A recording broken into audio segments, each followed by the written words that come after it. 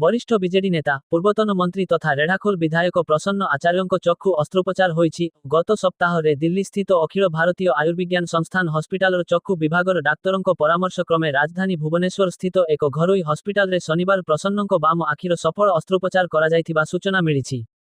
निर्वाचन पूर्वरु गत मार्च मास 14 तारिख विलंबित राति भुवनेश्वररु बरगड़ फेरुथिबा समय रेढ़ाखोल निकटरे आकस्मिक दुर्घटनारे गुरुतर आहत होइथिले प्रसन्न आचार्य। एही दुर्घटनारे प्रसन्नंकु प्रथमे संबलपुर एवं परे एयर आम्बुलांस जोगे भुवनेश्वर स्थानांतर करा जायथिला। दीर्घ 17 दिनर चिकित्सा परे से घरकु फेरिथिले। एही दुर्घटना समय तांको आखिरे गभीर आघात लागिथिला एवं से समय मध्य जरूरीकालीन अस्त्रोपचार करा जायथिला। एही अस्त्रोपचार सफल होइछि एवं प्रसन्न आचार्य सुस्थ अछंती बोली वरिष्ठ बीजेडी नेता हीरालाल बेहेरा प्रकाश करिसंती।